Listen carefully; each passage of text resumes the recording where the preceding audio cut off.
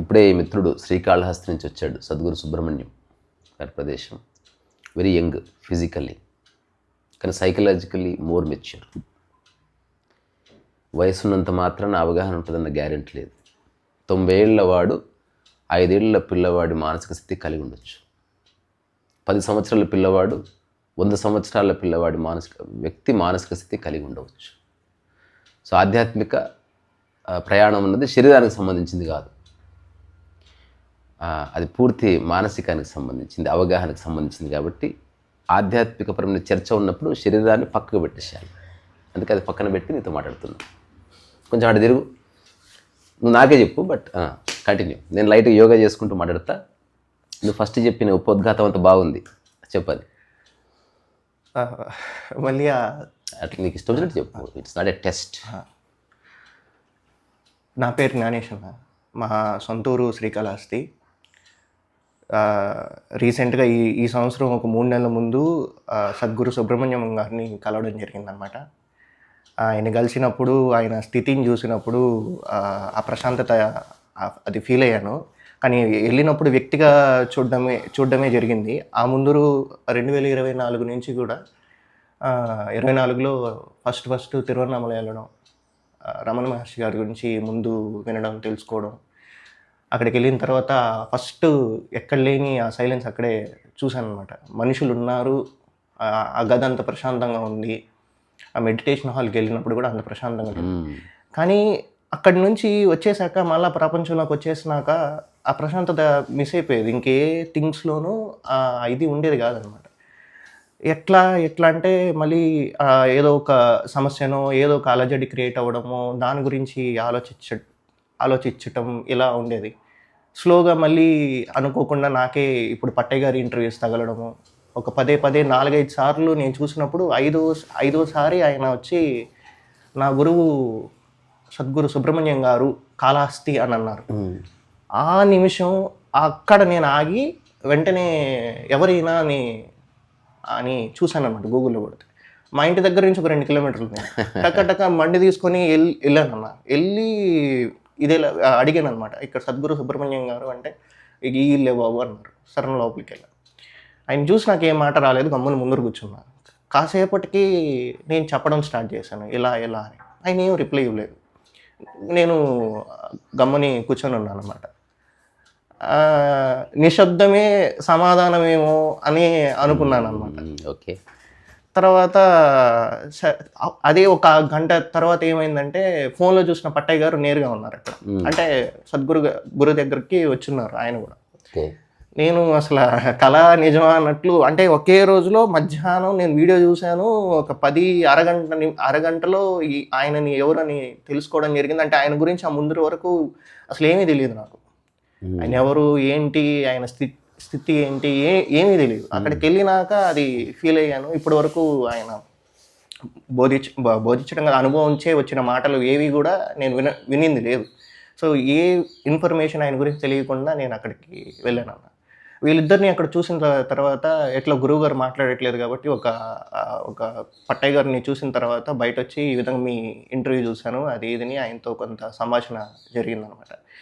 తర్వాత ఆయనతో మాట్లాడాక వారు ఆ మాటలు అంటే మొత్తానికి నేను అడిగిన ప్రశ్నలన్నిటికీ ఒక్కటే సమాధానం ఏంటంటే, నువ్వు జ్ఞానేష్గా ఉండకు, జ్ఞానేష్ని కూడా కలిపి చూడు. నువ్వు ప్రపంచాన్ని చూస్తున్నావు, జ్ఞానేష్ని కూడా చూడు. జ్ఞానేష్ని కూడా కలిపి ప్రపంచంలో చూసినప్పుడు నువ్వు జ్ఞానేష్గా ఉండవు, నువ్వుగా ఉంటావు అని చెప్పేసి అన్నారు అన్నమాట. ఆ మాట బాగునింది, అవును కదా అని అనిపించింది. అండ్ ఎప్పుడు ప్రతిరోజు లేచినప్పటి నుంచి నిద్రపోయే ముందు వరకు మాట్లాడతారే కానీ, నిద్రపోయి మళ్ళీ లేసే వరకు ఇది ఎవరు ఎందుకు చర్చించరు.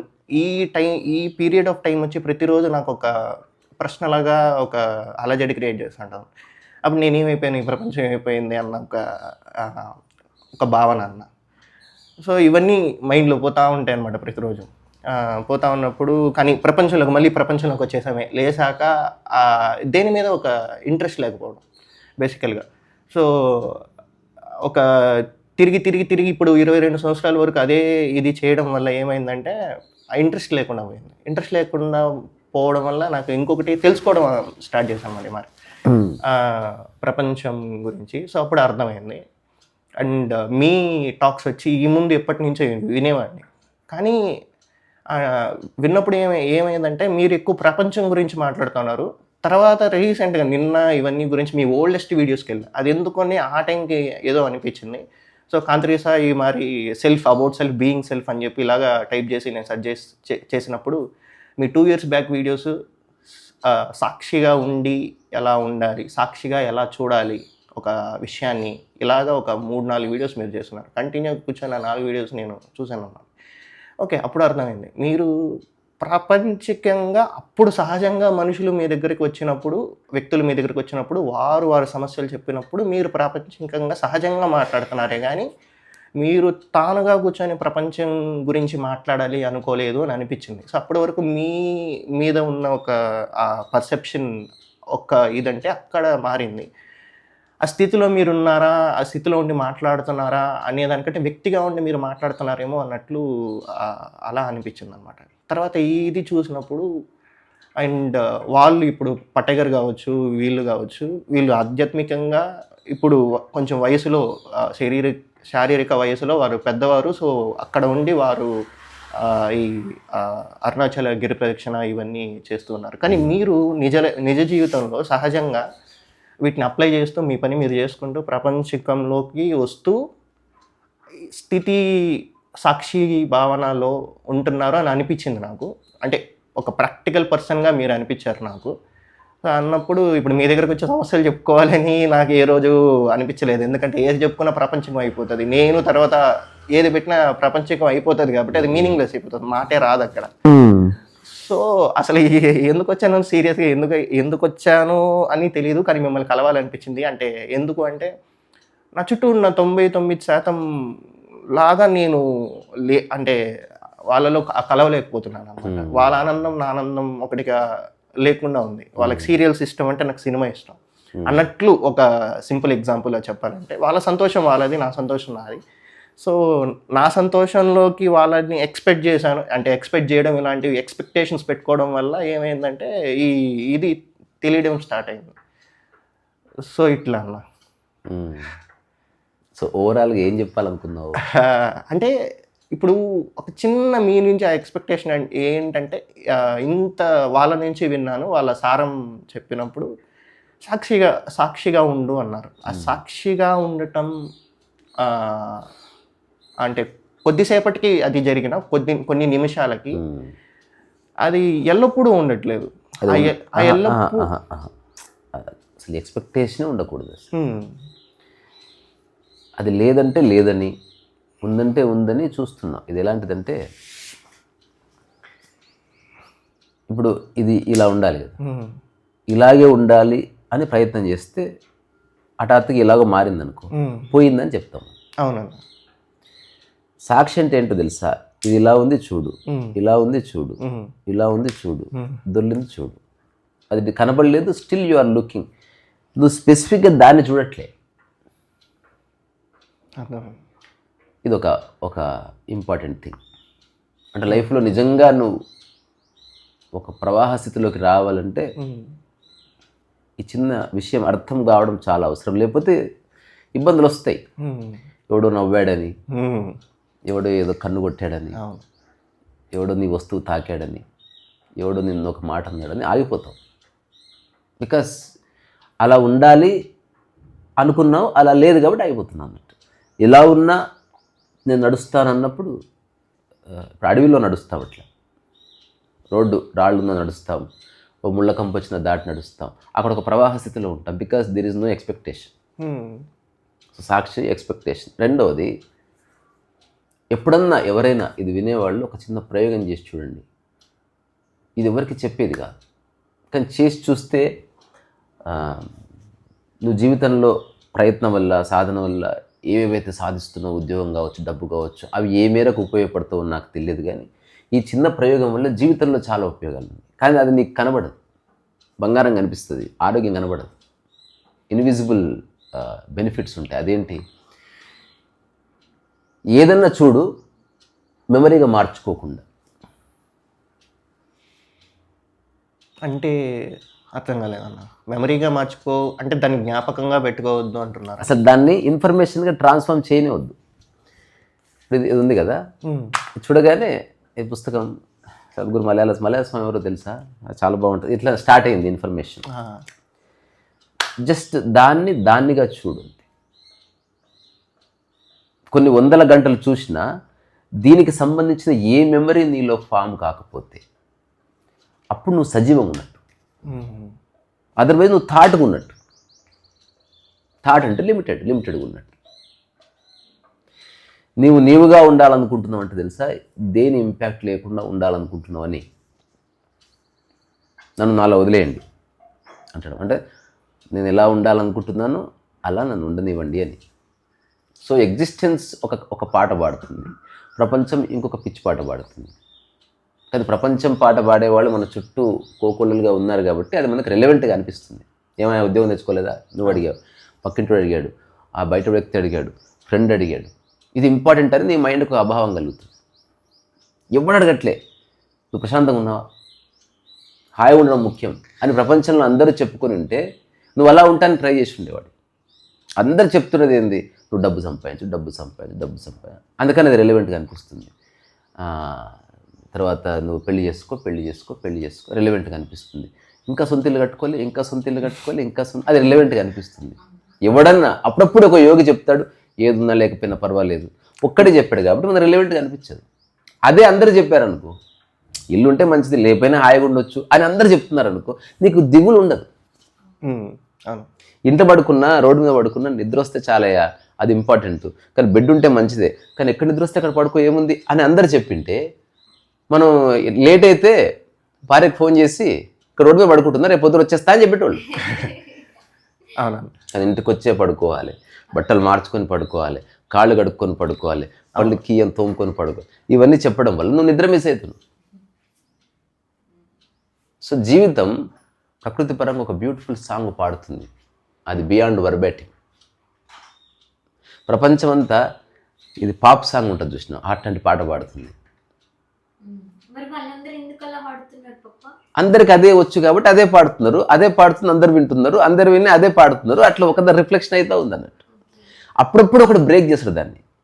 ఇప్పుడు నేను బ్రేక్ చేసిన దాన్ని. నేను ప్రపంచం ప్రశ్న అన్న ఏమంటే, ఇదంతా కూడా జోక్ తెలుసా, ప్రశ్న ఎప్పుడు చిన్ననే ఉంటుంది. ప్రీడిటర్మినేషన్ అని ఇప్పుడు అనిపిస్తుంది అనమాట. అంటే ఎందుకు అని అంటే ప్రాపంచికమైనవి కాదు, ప్రకృతి పరమైన ప్రీడిటర్మినేషన్ అలా అంటారు. అంటే నేను ఆలోచించినప్పుడు ఇప్పుడు ఈ జ్ఞానేష్ ఎందుకు కాళహస్తిలోనే పుట్టాలి, మా అమ్మ కాళహస్తిలో పుట్టలే, ఆ ప్రదేశం కాళహస్తి అని పేరు పెట్టారు. అది రీసెంట్గా పెట్టారు. భూమి ఎప్పటి నుంచో ఉంది, భూమి మీద పుట్టాము. భూమికి కాళహస్తి అని పేరు లేదు, ఆ ఏరియాకి అంటే మన మనస్సు ఏర్పరచుకున్న ఒకనొక పరిధికి కాళహస్తి అని పేరు. అవునన్నా.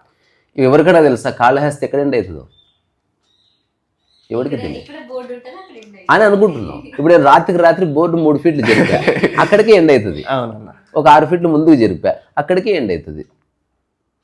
ఇది ఎలా ఉందంటే, ఒకటి పొలం కొన్నాడంట. సో ఆ పొలం అంచేమిటి, అక్కడ ఒక సీతాఫల చెట్టు ఉంది. అవును. ఆ పొలం అమ్మినవాడు చెప్పాడు, ఆ సీతాఫల చెట్టుకి ఇటుపక్కున్నదంతా నీదయా, దానికి 10 కోట్ల రూపాయలు. వాడు సీతాఫల చెట్టు గుర్తుపెట్టుకున్నాడు. రోజు వెళ్ళి చూసుకుంటున్నాడు, ఇటుపక్క చింత చెట్టు, ఇటుపక్క మామిడి చెట్టు, అటుపక్క సీతాఫల చెట్టు, అటుపక్క రేగి చెట్టు, ఈ 4 మధ్యలో ఉంది వాడి పొలం. అంతే కదా. దాన్ని డబ్బులు ఇచ్చేసాడు, బాగుంది. ఒక 50 ఏళ్ళు అయ్యేసరికి నెలకు పొలం చిన్నగా కావడం స్టార్ట్ అయింది. ఆశ్చర్యపోయాడు. ఉన్న చోటే సీతాఫల చెట్టు ఉంది, ఉన్న చోటే రేగి చెట్టు ఉంది, ఉన్న చోటే మామిడి చెట్టు ఉంది, ఉన్న చోటు ఉంది.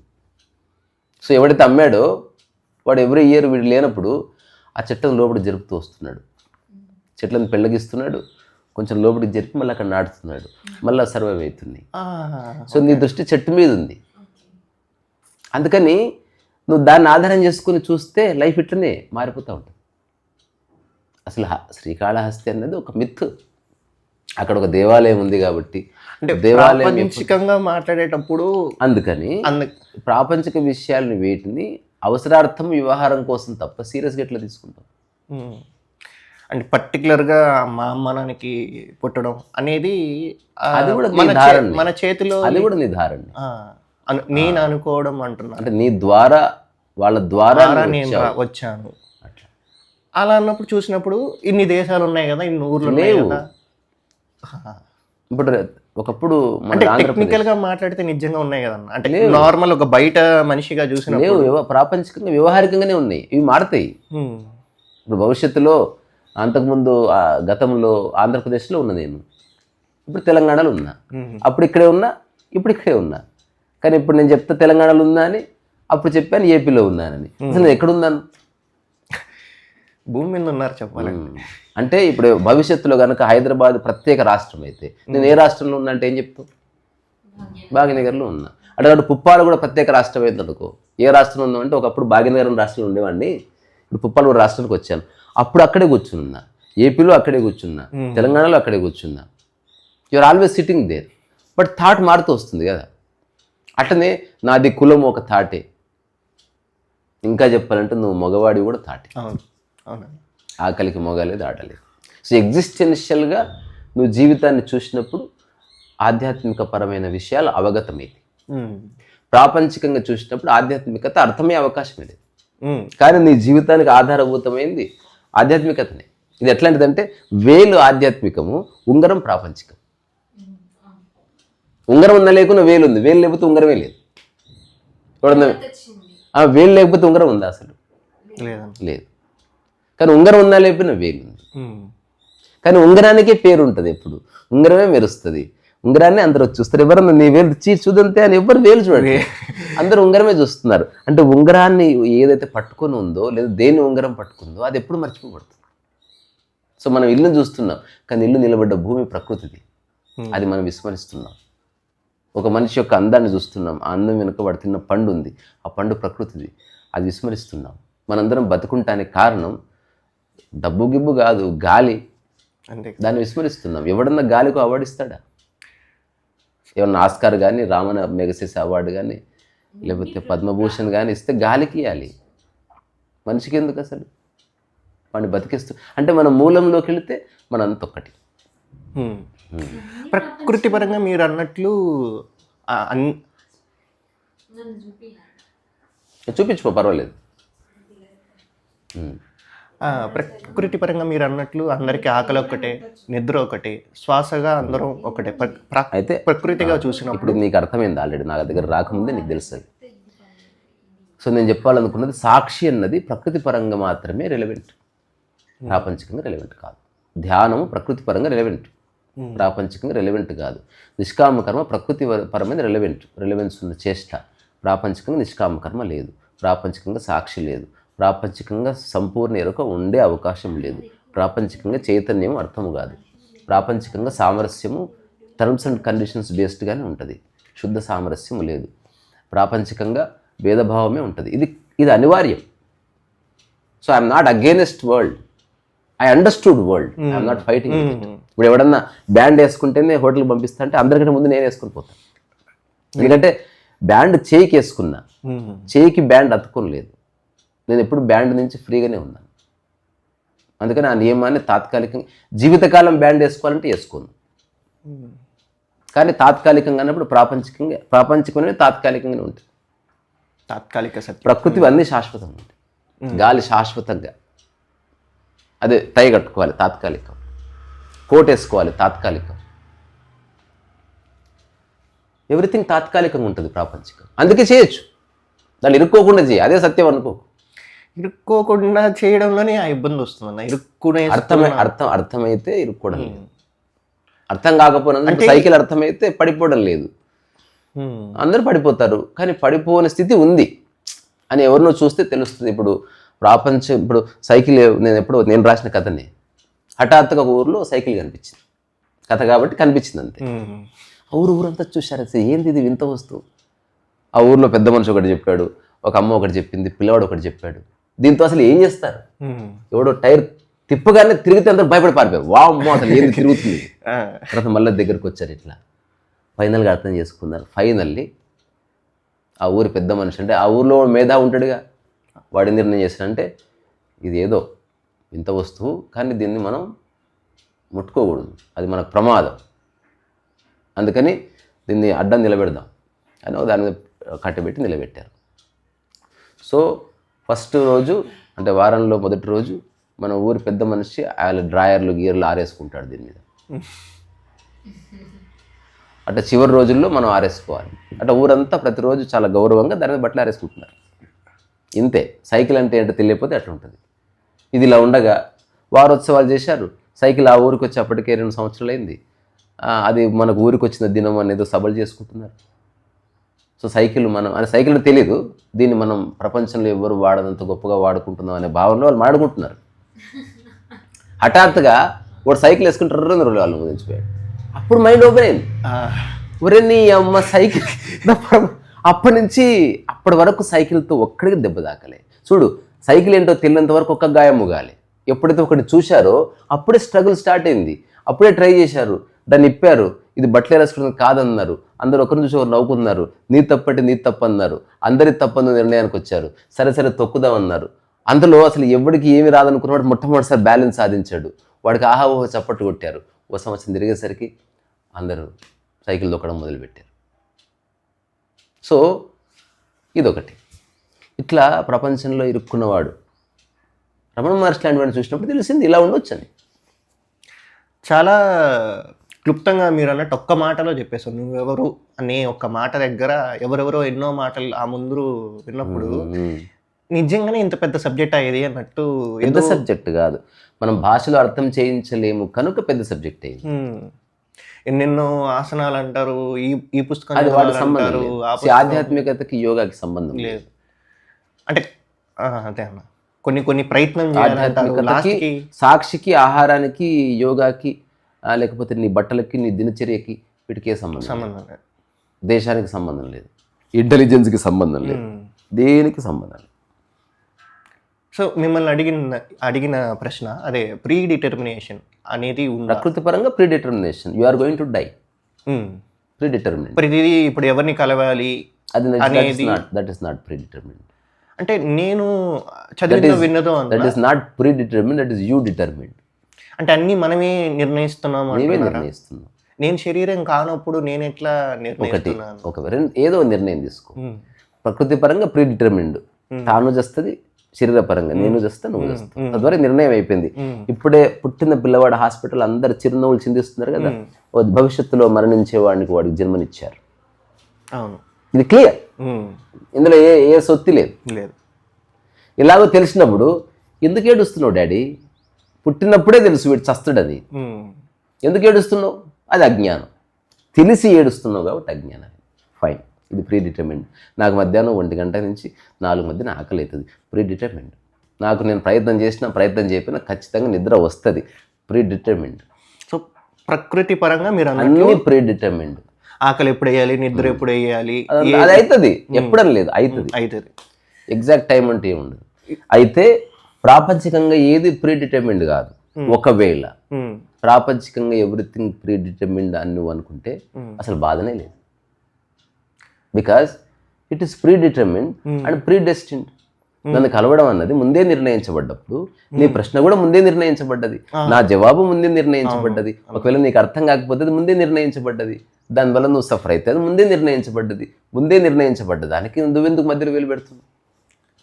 అంటే అక్కడ వేలు పెట్టడం అనేది కూడా ముందే తద్వారా నిర్ణయించబడితే వాట్ ఎవర్ ఏం జరిగినా ముందే పడింది అనేది ఆ ఒక్క అవగాహన అనేది ఇప్పుడు నేను అలా అనుకుంటున్నాను. ఎందుకు అని అంటే మీరు అంటే ఒక మాట ఆయన ద్వారా, అంటే మీరు అరుణాచలం వెళ్ళినప్పుడు పట్టయ్య గారిని మీరు ఒక మాట అన్నప్పుడు ఆయన ఏమన్నారు, శ్వాస తర్వాతే ఆయన అనడం, అంటే ఆయన అనుభూతిలోకి వచ్చిన విషయము కావచ్చు, కానీ శ్వాస తర్వాతే నువ్వు వచ్చావు కదా, ఈ శరీరం అనేది వచ్చింది. అప్పుడు ఆ శ్వాసే మన కంట్రోల్లో లేదు అన్నప్పుడు అది ఓకే. అంటే నీవు జీవించడానికి ఆధారభూతమైనదే నీది కాదు, అది ప్రకృతిది. కాబట్టి నీ జీవితం ప్రకృతిమయమే. చెప్తే కదా, ఉంగరము వేలు, వేలు ప్రకృతి, ఉంగరం ప్రపంచం. శరీరం ప్రకృతి, నువ్వు వేసుకున్న కోటు ప్రపంచం. అందరూ కోటును మెచ్చుకుంటారు, శరీరాన్ని ఎవరు మెచ్చుకోరు. శరీరం ఎప్పుడు దాచబడి ఉంటుంది, గాలి అగోచరంగానే ఉంటుంది. తను ఓపెన్ చేసి ఒకసారి చూడు. అదన్నా ఆ రానెస్ని ఎవరు చూడట్లేదు, కానీ మనకి ఎవరితో సంబంధం? అది నేను చూశాను. ఇక నాకు ఎవ్వరి మీద ఆసక్తి లేదు. ఈ అవగాహన ఎటువంటిదంటే అసలు వేరే వాడి గురించి చింత పడిపోతుంది. అదే క్రమక్రమంగా అదే జరిగింది. నా ముందు వరకు వీళ్ళెందుకు గుర్తించట్లేదు, ఇంతమంది అంటే చుట్టూ 99 మంది ఉన్నా కనీసం ఆలోచించట్లేదు ఎందుకు అని అనిపించేది అనమాట. తర్వాత అర్థమైంది వాళ్ళని వాళ్ళలాగా ఉండనిద్దాం.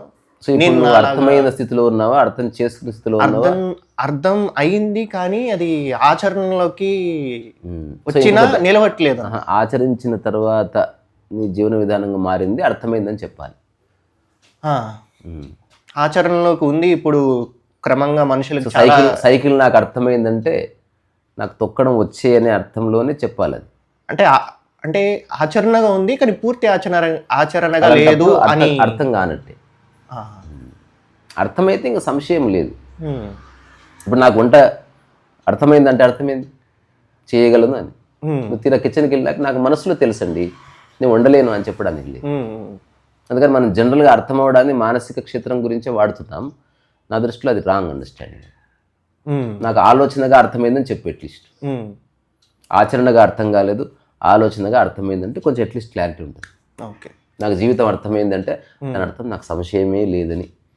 కానీ నాకు జీవితం అర్థమైంది కానీ ఇప్పుడే ట్రై చేస్తున్నా. ఇదేంటంటే అదే ఆచరణగా లేదు అనేదే అది మీరు అన్నారు కదా, ఎక్స్పెక్టేషన్ పెట్టుకోవద్దు. అండ్ నేను మిగతా వాళ్ళ దగ్గర విన్నప్పుడు వాళ్ళు ఏమన్నారు, సహజంగా వస్తుంది, నువ్వు అనుకుంటే వచ్చేది కాదు.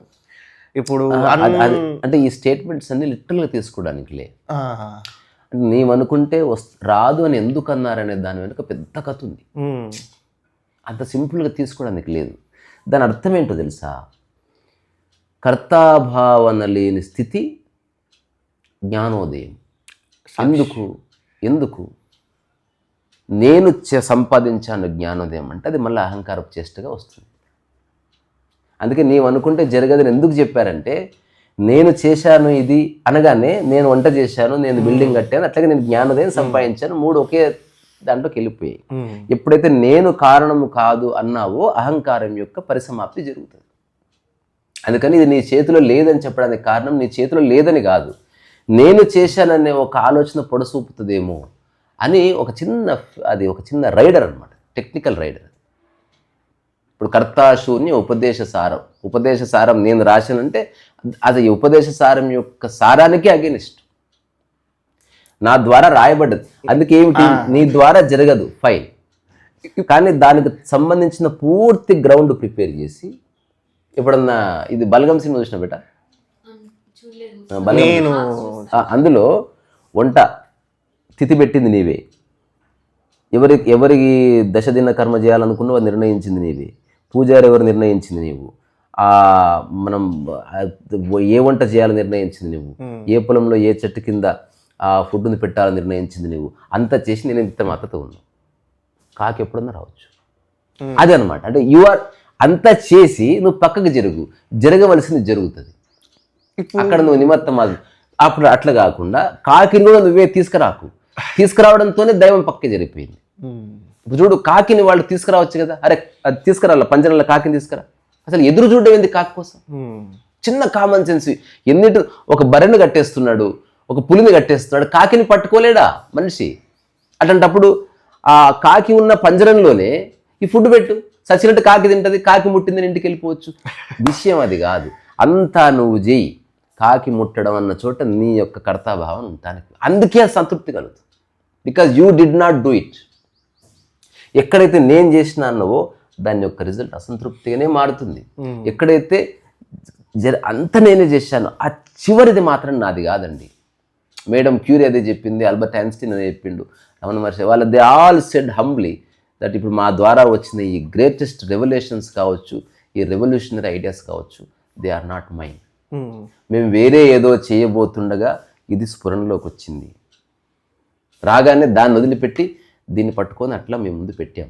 అందుకని ఇది మాది కాదు, కానీ మా ద్వారా వచ్చిందని చెప్పారు వాళ్ళు.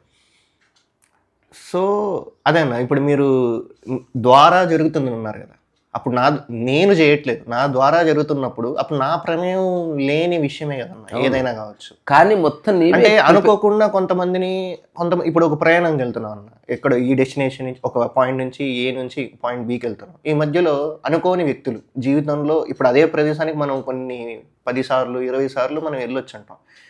అనుకోకుండా ఆ రోజు వాళ్ళు కలవడం, ఇది నేను అనుకోను కదా, ఈ ప్రయాణంలో వీళ్ళు కలవాలి అనేది అసలు నా సరే, ఈ అయితే విషయంలో లేనిది. అయితే కాబట్టి నేను ఏమి చెప్పాలనుకున్నాను, లేదా నాకు అర్థమైన విషయం ఏంటంటే, ఏది మన చేతుల్లో లేదేమో. అట్లేం లేదు, అంతా నీ చేతిలో ఉంది. అంటే నేననే శరీరం కానప్పుడు, సాక్షి అన్నప్పుడు అట్లా అదే అంటున్నా, ఇది క్లమ్జీగా మార్చకు, దాన్ని అట్లా అర్థం రెండింటి అట్లా అన్నిటిని కలిపి చూడకు.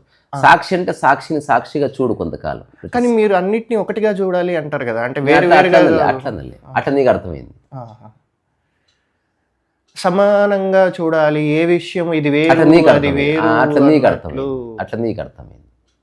నేనేం చెప్తున్నా అంటే విషయాన్ని బట్టి సారం గ్రౌండ్ అంతా ప్రిపేర్ చేయవలసింది నీవే, రిజల్ట్ నీది కాదంతే.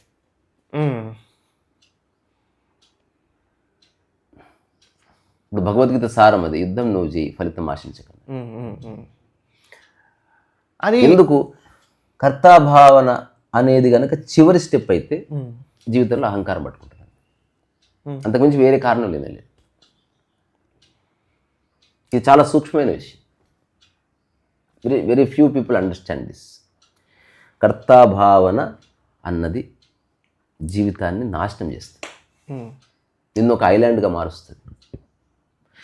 You become narrow minded, you become a militant. నేను అన్నది వచ్చిందా చాలా విషవలయాల్లో చిక్కుపోతుంది.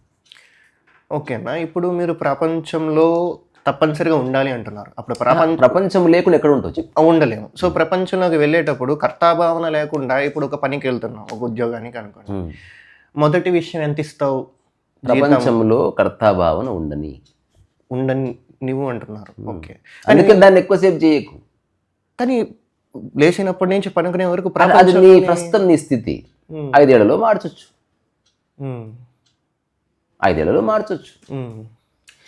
ప్రస్తుతం నువ్వు ఆ సందర్భంలో ఉన్నావు కాబట్టి కర్తాభావన, నిష్కామ కర్మ లేకుండా నువ్వు స్వార్థం కోసమే పని చేయాలి, డబ్బు కోసం పని చేయాలి, నీ దగ్గర డబ్బు లేదు కాబట్టి. అందుకని కానీ అక్కడ అలజడి, ఏ అలజడి ఉండదు. నువ్వు అంగీకరిస్తే అలజడి ఎక్కడిది? అంగీకరించలేక అలజడి. ఎందుకంటే ఇప్పుడు నువ్వు ఆర్డినరీ బస్ ఎక్కినప్పుడు క్రౌడ్ని అంగీకరించు, ఎక్కింది నీవే కదా. అలాంటప్పుడు ఎక్కకు, నడుచుకుంటూ పో. లేట్ కావచ్చు, కాళ్ళు నొప్పులు లేయచ్చు, బట్ అలజడి ఉండదు. ఏదో ఒక స్టాండ్ తీసుకో బై. ఇప్పుడు నువ్వు ప్రపంచంలో ఉన్నావు, జాబ్ అనివార్యమని తెలిస్తే జాబ్. మొన్న వైజాగ్లో అనుకున్నావు పెట్టేది, వైజాగ్లో చాలా ఎండ ఉందంటే ఏం చెప్పింది? ఎండ లేకుండా వైజాగ్ లేదు. నువ్వు వైజాగ్ వచ్చావు, ఎండని అంగీకరించు. అల లేకుండా సముద్రం లేదు. నాకు అలలు లేకుండా నీట్గా ఉండాలంటే కుదరదు. తోలు లేకుండా, తొక్క లేకుండా అరటిపండు లేదు. ఎవడోల్చుకుంటావు, డైరెక్ట్గా పండు కాస్తే అయిపోతుంది, కుదరదు. సో చుండ్రు లేకుండా గుండు లేదు. కరెక్ట్. నేను అంటున్నది, నువ్వు జాబ్ చేసినప్పుడు సమగ్రంగా దాన్ని తీసుకో. అంటే ఇప్పుడు వచ్చిన ప్రాబ్లం ఏంటంటే, ఈ సైడ్ ఈ విషయం ఉంది, మీరు అన్నట్టు గట్టు మీద నిలిచినప్పుడు ఈ పక్కన ప్రపంచం ఉంది, ఈ పక్కేమో ప్రకృతి ఉంది. కానీ ప్రకృతి ఉంది అని గుర్తించాను, అర్థమైనప్పుడు ప్రపంచం స్టిల్ ఇంకా భాషలో ఉంది. నీ చెప్పే రియల్గా అసలు ప్రపంచమే లేదు, అది తెలుసుకోవడానికి లేదు అసలు. లేదా అది తెలుస్తుంది నీకు ఇప్పుడు. ఇంకా స్టిల్ నువ్వు భాషగా చూస్తున్నావు పదాలని, ఉన్నదే ప్రకృతి అన్న. ఇది కూడా అంటే ఆ స్ఫురణను, ఆ అనుభూతే కలుగుతుంది. ఇది మాయ అని, ఇల్యూషన్, ఇదంతా భాష. అంత కాంప్లికేట్ చేయకు. ప్రస్తుతం నీ ధర్మం ఏంది, ఉద్యోగం చేయాలి, దాన్ని అంగీకరించి చేయిపో. కానీ దానికి ఎక్కువ ఇంపార్టెన్స్ నీ మనసులో ఇవ్వకు, అంతే నువ్వు చేయవలసింది. కానీ ఆ పని చేసేటప్పుడు నేను అనేది ప్రశాంతంగా లేదనమాట. అంటే అట్లెట్లుంటావు అబ్బా, అసలు నేను పక్కన పెట్టు, అది కంపెనీ వేరే వాళ్ళది, నేను ఎందుకు అంటే అన్న, నేను ఏ కోణంలోనో చెప్తున్నాను అంటే, అక్కడ నేను పరిమితులు ఉన్నాయి. నీకు నచ్చిన డ్రెస్ వేసుకొని పో, నీకు నచ్చిన షూ వేసుకొని పో, అది నేను వర్క్ నేను కాదు, అక్కడ అది వేరే వాళ్ళది, నువ్వు చేస్తున్నావు. సరే ఓకే అన్న, కానీ అది ఒక్క రోజుతో చేసే పని కాదు. అంటే నిర్ణయించుకో, 2 రోజులు కాదు. నువ్వు పని చేయి, హాయిగా బికమ్ ఏ సన్యాసి and beg and eat. Come to a conclusion. నువ్వు ఇలాగే ఉండాలని నిర్ణయిస్తున్నది ఎవరు? నీవే కదా. ఇప్పుడు మీరు అన్నారు కదా, అంటే మీ పాయింట్ ఆఫ్ వ్యూలో నిర్ణయించేది మనమే అని అన్నారు కదా. నీవే. అందుకే అంటున్నా ఇట్స్ నాట్ ప్రాపంచికంగా ఏది ప్రీడిటర్మిండ్ గానీ చెప్తూనే ఉన్నది నేను. ఫస్ట్ ఆల్రెడీ చెప్పేసిన, నువ్వే అన్నావు ప్రీడిటర్మిండ్ అని. అప్పుడు నేనేమన్నా ఒకవేళ ఇట్ ఇస్ ప్రీడిటర్మిండ్, ఎవ్రీథింగ్ ప్రీడిటర్మిండే. అప్పుడు కాన్ఫ్లిక్ట్ ఎక్కడిది? ఒకవేళ కాన్ఫ్లిక్ట్ వచ్చినా నువ్వు సూసైడ్ చేసుకొని చచ్చిపోయినా అదంతా ప్రీడిటర్మిండ్, తద్వారా నీకు సంబంధం లేదు ఇంకా. అందుకని డిస్కషనే లేదు. అవునన్నా. ఎగ్జాంపుల్ సినిమా ప్రీడిటర్మిండ్ కదా మనం చూసేది. ఇదే నాకు తద్వారా నువ్వు జస్ట్ సినిమా చూడడం ఉంది, లేకపోతే చూడకుండా ఉండడం ఉంది. దాన్ని అనడానికి ఏమి లేదు, ఆల్రెడీ నిర్ణయం అయిపోయింది. ఇదే మాట చాలా మంది, అదే సినిమా వచ్చి ఇప్పుడు డైరెక్టర్ ఉన్నాడు, ఈ పాత్రలు ఏం చేయాలి, కనీసం ఒక టీ కప్ తీసి పక్కన పెట్టాలన్నా డైరెక్టర్ ప్రమేయం లేకుండా జరిగే అది మన సాంప్రదాయం. నువ్వు మళ్ళీ ఒక వ్యక్తిని తీసుకురాకు, మళ్ళీ చర్చ మారు. ఆధ్యాత్మికతలోకి సాంప్రదాయాన్ని చొప్పిస్తే నువ్వు ఫైనల్ గా ఇది కొంచెం అంటే కాంప్లికేట్ చేస్తున్నావు. అంటే మెల్లగా ఆలోచన మొదలు పెట్టిన కొద్దీ చాలా లూజ్ ఎండ్స్ ఉన్నాయి నీ లోపల. స్పష్టత మాటల్లో ఉంది, కానీ దాని యొక్క అండర్ కరెంట్ గా స్పష్టత లేదు. వస్తుంది, you have a good understanding, కానీ వాటిలో క్లమ్జినెస్ ఇంకా లూజ్ ఎండ్స్ ఉన్నాయి. It will take little time. అంటే ఈ విషయం కూడా కొంచెం ఎగ్జాంపుల్, ఎప్పుడన్నా మీకు పరకామణి పేరు విన్నారా? పరకామణి ఇదే ఫస్ట్ టైం. ఎప్పుడు వినలేదా? తిరుపతిలో ఉంటుంది పరకామణి. ఒక ప్రదేశం పేరు పరకామణి. అంటే భక్తులందరూ రూపాయి బిళ్ళలు, ఆటన్న బిళ్ళలు, 5 పైసల బిళ్ళలు, 10 పైసల బిళ్ళలు హుండీలో వేస్తారు కదా. దేనికది వేరు చేసే గది పేరు పరకామణి. అక్కడ ఒక పెద్ద శాల ఉంటుంది, అందులో వచ్చిన చిల్లరంతా కుప్ప ఉంటుంది. ఆ కుప్పలో 50 పైసల బిళ్ళన్నీ ఒక దిక్కు జరుపుతారు, రూపాయి బిళ్ళన్నీ ఒక దిక్కు జరుపుతారు, 10 పైసలన్నీ ఒక దిక్కు జరుపుతారు ఇనిషియల్గా. ఇప్పుడు టెక్నాలజీ వచ్చేసింది, చిన్న హోల్ ఉంటుంది, ఒక జాలి ఉంటుంది, అందులో వస్తే ఆ హోల్లో 50 పైసల బిళ్ళే పడతాయి. అంటే కింద 50 పైసలు వచ్చేసినాయి. మళ్ళీ హోల్ పెంచుతారు, చిక్ అంటే రూపాయి పడిపోతుంది.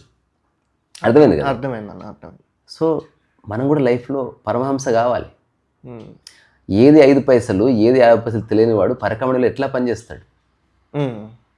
అందుకని పని చేసేవాడికి కల్పకు, దేనికది వేరు చేసి చూడు, కల్పకు, సాంబార్ రైస్ చేయి. ఇప్పుడు ఎలా అయితే మీరు ఇది పుస్తకము, ఇది యోగా మ్యాట్, వేరే అన్ని కలిపి నావే అనుకుంటే అన్ని కలిపి ఉన్నాయి. ఫోన్, ఇది ఫోన్ విభజిస్తే 1000 ఉన్నాయి, అందులో వేరే వేరే రకాల. ఒక టెక్నికల్ పర్సన్ 1000ని తెలుసుకొని అన్నిటినీ కలుపుతాడు, అనుకుంటే అన్నిటిని కలిపి వాడతాడు, లేదా దేనికది ఏదో చెప్తాడు. సో ఆ పరమహంస తత్వం అనేది రావాలంటే సాక్షిగా ఉండటము కావాలి. మనం అనివార్యంగా ప్రపంచంలో ఉన్నాం కాబట్టి దాంట్లో ఇరుక్కోకుండా పనిచేసి ఒక ఆర్ట్ని నువ్వు సొంతం చేసుకోవాలి. సో నువ్వు ఏమనుకుంటున్నావు, వేరే వాళ్ళు ఏం చెప్పారు నాకు తెలియదు. నేను నా పూర్తి అవగాహనలో నేను జీవిస్తూ చెప్తున్నా, ఓన్లీ ప్రకృతిపరమైనవి ప్రీడిటర్మిండ్, ప్రాపంచికమైనవన్నీ నీ మనస్సు ఆడే సృష్టి, నీ మనస్సు యొక్క కల్పన. ఇదంతా నీ ఉద్యోగము, నువ్వు వేసుకునే బట్ట, నీ వేషధారణ, నీ భాష, నీ ఇలా ఉండాలి, నీ అలా ఉండాలి, నా కులం మీద, నీ మతం మీద, అంతా ప్రకృతికి సంబంధం లేని విషయాలు, ప్రాపంచిక విషయాలు అవి. అదంతా నీవు నచ్చినట్టు పట్టుకుంటున్నావు. That is nothing to do with predestined. ఉద్యోగము నీ సృష్టి, అసలు ఉద్యోగమే మనిషి సృష్టి, మరి దాంట్లో డిటర్మినేషన్ ఎక్కడిది? అట్లాంటివి ఏమీ లేదు. అట్లా అనుకుంటే యూ కెనాట్ అండర్స్టాండ్ స్పిరిచువాలిటీ. అంటే ప్రీడిటర్ దాన్ని నీ చేతిలోకి తీసుకుని దాన్ని అర్థం చేసుకుని దాని నుంచి బయటపడి. రమణ మహర్షి చెప్పిన మాట ఇదే కదా, ప్రతిదీ నువ్వు అంటే ప్రకృతి పరంగా మాత్రమే. అందుకే ఆయన ప్రకృతిపరమైన వాటిని పట్టుకున్నాడు. రమణ మహర్షి డబ్బు సంపాదించలే, రమణ మహర్షి ఉద్యోగం చేయలే, రమణ మహర్షి దగ్గర క్రెడిట్ కార్డు లేదు, రమణ మహర్షి టై కట్టుకోలే, ఒక గోచి పెట్టుకొని అలా ఎందుకున్నాడు? ఆధ్యాత్మికత అంటే ప్రకృతిపరమైంది. ప్రతి మనిషి యొక్క మూల స్థితి రమణ మహర్షి స్థితే. ఈ క్షణం నీది నాది అందరిది అదే స్థితి. మనం అలా ఉండాలి. యాక్చువల్గా కోర్ మనం ప్రపంచంలో ఉన్నాం కాబట్టి, కొన్ని చేయాలనుకుంటున్నాం కాబట్టి, అందుకని ప్రపంచం అనే ఒక ఉంగరం పెట్టుకొని తిరుగుతున్నాం. ఎప్పుడొకప్పుడు తీసేయవలసిందే. ఎంత బాగా తయారైపోయింది, ఇంటికి రాగానే తీసి అవతల పడిస్తుంది. అంత స్టూపిడెస్ట్ థింగ్ అది. ఎవ్వడు బంగారం వేసుకొని పడుకోడు, పనికిరాని చెడ్డి వేసుకొని పడుకుంటాడు, ఇంకా ఎవరు లేకపోతే నగ్నంగా పడుకుంటాడు. బాగుంటుంది. ప్రకృతిలో అన్ని నగ్నంగానే ఉన్నాయి, మనిషి ఒక్కడే లేడు. నువ్వు కుక్కని ఇలా దూవుతావు, నువ్వు నగ్నంగా ఉన్న దాన్ని దూవుతున్నావు, తెలుసా? ఇట్లా అంటే మనం ప్రాపంచికంగా మాట్లాడేటప్పుడు ఆ మాట ఆగుతుంది అంటారా, ఎప్పటికీ ఆగదంటారా? ఈ ప్రశ్న అనవసరం. ఆ. నీ అంతకు నీవే అంటే నిర్ణయం. మాటలు అంటే నేను ఎక్కువ ఇప్పుడు మీతో ఏదన్నా చేయబ్బా, దేనికి చేస్తున్నావు అనేది నువ్వు చెప్పాలి. అది నువ్వు చెప్పాలి కదా. నేను మాట్లాడుతున్నా, నాకు ఒక రీజన్ ఉంది. నువ్వు మాట్లాడుతున్నావు, నీకు టైం పాస్ కాక మాట్లాడుతుండొచ్చు, నాకు తెలియదు. నువ్వు చెప్పాలి. కొన్ని మాత్రమే గురుస్థానంలో ఉన్నవాడు చెప్తాడు, మిగతావన్నీ నువ్వే చెప్పాలి. అంటే నా పరంగా ఒక్కసారి నేను ప్రకృతిని చూసినప్పుడు ప్రకృతి సహజంగా మౌనంగా ఉంది, ఎప్పుడు శబ్దం చేస్తా లేదు. అప్పుడు ఇదంతా భాషనే. అంటే అది నిలవట్లేదన్న, అంతే. అంటే అర్థమవుతుంది, అది ఎట్లన్నా అంటే భాషలో నడుస్తుంది ప్రస్తుతం. నీ మైండ్ అంతా ఇట్స్ ట్రాన్స్లేటింగ్ ఇంటూ లాంగ్వేజ్. అంటే language you are trying to విన్నాను, మీనింగ్, అర్థమైంది. హ్యాపెన్. అదే భాషని ఆలంబనగా చేసుకుని ఆధ్యాత్మికతను పట్టుకున్నంత వరకు ఏది అర్థము కాదు. భాష పక్కకు జరిగే సమయం వస్తుంది. అంటే మాటలో దాన్ని అర్థం చేసుకోవడం వేరు, కుదరదు అది. కానీ అది మొదట అట్లా స్టార్ట్ అవుతుంది. Step 1 it begins like that. It begins like that. అంటే ఆ కోణంలో ఆలోచించడం స్టార్ట్ అయ్యింది. ఆలోచించేది ఆలోచన ఎండ్ చేయడానికి. ఆలోచించు, వద్దని ఎవడు అన్నాడు? అంటే నాలో అంటే అది ఇప్పటి వరకు మనం డిస్కస్ చేసిన అన్నిట్లో ఒక 5-6 స్టేట్మెంట్స్ చెప్తా, ఇవి నెక్స్ట్ టైం విన్నప్పుడు రిజిస్టర్ చేసుకో. ఏదైనా చూసినప్పుడు భేదభావం లేకుండా, మెమరీగా మార్చుకోకుండా, సమాచారంగా మార్చుకోకుండా చూసే చూపుని సాక్షి అని పేరు. దానికి ప్రయత్నం అవసరమా అన్న? లేదు. అంటే ప్రయత్నం లేకుండా సహజంగా ఆధ్యాత్మికత అంటేనే అప్రయత్నము, అప్రయోజకత్వం. దానికి ప్రయోజనము లేదు, దానికి ప్రయత్నం అవసరం. ప్రపంచంలో ఉన్న ప్రతి పనికిరాని దానికి ప్రయోజనం ఉంది. ఆనందంగా ఉండటం ప్రయోజనం కోసం కాదు, నీ స్థితి అది. స్థితికి ఆనందము, బాధ, దుఃఖము ఇలాంటివి ఉంటాయా? బాధ, దుఃఖం అట్లాంటివి ఏమి లేవు. ఇప్పుడు ఆనందం అన్న మనసుకు సంబంధించినవి దుఃఖము, మనసుకు అతీతం ఆనందం. ఆనందం అంటే చిరునవ్వు కాదు, ఆనందం అంటే ఎగిరి గంతులేయడం కాదు, ఆనందం అంటే ఒక గంభీర స్థితి. అక్కడ అలా ఉండటం. ఒకవేళ నువ్వు అడవిలో సంవత్సరం ఉంటే నువ్వు నవ్వడం ఆపేస్తావు, కానీ నువ్వు బాధలో ఏముండవు. నిజంగా ఆనందంగా ఉన్నవాడు వాడు రియల్ ఆనంద స్థితి సీరియస్ ఫేసే. సచ్చిదానందము, it nothing to do with smile. నిజంగా ఆనందంగా ఉన్నవాడు ఎప్పుడు నవ్వకపోవచ్చు, లేదా అనవసరంగా నవ్వకపోవచ్చు. సో ఇక్కడ వేరు వేరు పాయింట్ ఆఫ్ వ్యూస్, పర్సెప్షన్స్ మారుతున్నాయి అన్న. మీ పరంగా ఆనందం వేరే, ఎగ్జిస్టెన్షియల్గా నేను చెప్పేది నాది కాదు. అది ఎగ్జిస్టెన్స్లో ఉన్నది. సాక్షి అంటే ఏంటో తెలుసా? నా నిర్వచనం కాదు అది. నా నిర్వచనం అయితే గంగల గలవ, నాకెందుకు అది? అట్లాంటి బోర్డు నిర్వచనాలు ఇంటర్నెట్లో చాలా ఉన్నాయి. అది నాది కానే కాదు నిర్వచనం. సో ఇప్పుడు ఉదాహరణకు ఆకాశం ఉందా? దేనికి? ఆకాశం ఉంది, దాని స్థితి సాక్షి.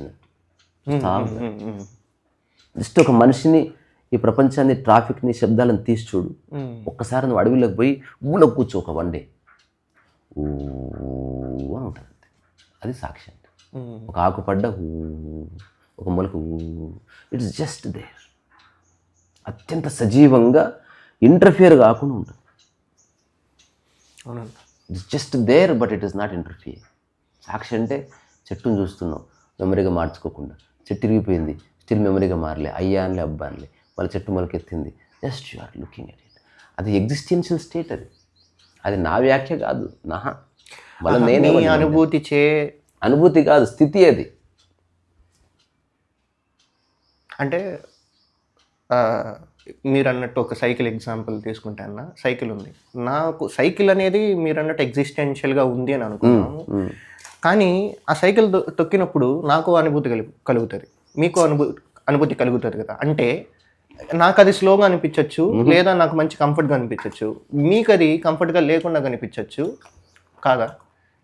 నిజంగా సైకిల్ నువ్వు తొక్కితే ఏ అనుభూతి స్థితికి రావాల్సిందే. ఏ అనుభూతి లేని స్థితికి రావాలి. సైకిల్ తొక్కేదే అనుభూతి కోసం కదా, ప్రయాణం కోసం. ప్రయాణం కోసం, కరెక్ట్. ఇనిషియల్గా అనుభూతి ఉంటుంది, నీకు ఎప్పుడు పరిచయం లేదు కాబట్టి. ఒక అమ్మాయిని ముట్టుకోగానే అనుభూతి కలుగుతుంది. 50 ఏళ్ళ తర్వాత ముట్టుకో, ముసలైన తర్వాత ఏ అనుభూతి ఉండదు, తోలు దాకుతుంది నీకు అంతే. అవునమ్మా. అనుభూతి లేని స్థితి నీవు ఆడికి రావాల్సిందే. ఎవడబ్బా ఇప్పుడు బస్సు నడుపుతున్నాడు డ్రైవరు, ఆర్టీసీ బస్సు 25 ఏళ్ళ నుంచి, ఏ అనుభూతి ఉంది అడుగు. ఇట్లా ఎక్కి డోర్ వేసుకొని కూర్చొని రాయి పోతాడు. చూసావా ఎంత బాగుంది, కమాన్ చూసారా స్టీరింగ్